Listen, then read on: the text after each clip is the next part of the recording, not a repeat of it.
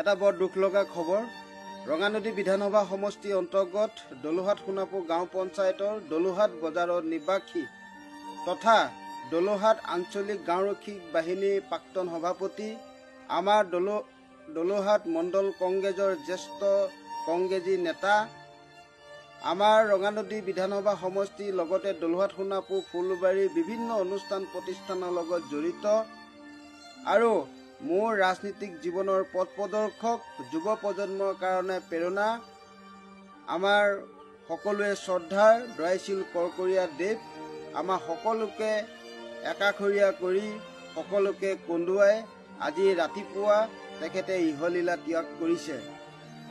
9টা বজাত যেতিয়া আমি খবৰটো পাইছিলোঁ, অকণমান দেৰিৰ কাৰণে কথাটো মানি ল'বলৈ বৰ কষ্ট পাইছিলোঁ।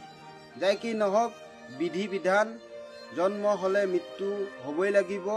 যাই কি নহওক, তেখেতৰ বৈদেশী আত্মা চিৰ শান্তি কামনা কৰিলোঁ, লগতে পৰিয়ালৰ সকলো সদস্যলৈ সমবেদনা জ্ঞাপন কৰিলোঁ।